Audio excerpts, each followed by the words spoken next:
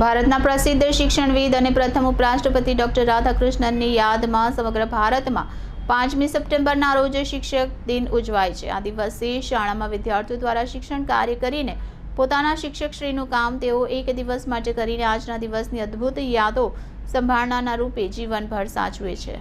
શાળાના વિદ્યાર્થીઓ આ દિવસ માટે પહેલેથી રોમાંચિત હતા અને આ દિવસ માટે તેઓએ અગાઉ ભરપૂર તૈયારી કરી હતી અને પોતાને ભણાવવાનો ટોપિક સારી રીતે તૈયાર કરી વર્ગમાં ગયા હતા।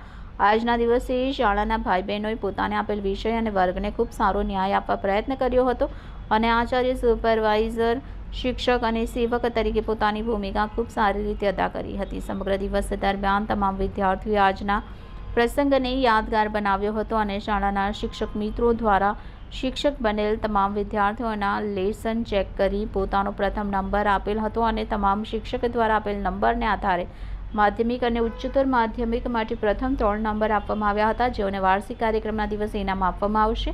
એકંદરે સમગ્ર કાર્યક્રમ ખૂબ માહિતીસભર અને આનંદદાયક રહ્યો હતો। Reporter Asif Lunawada, city gold news, Mahisagar.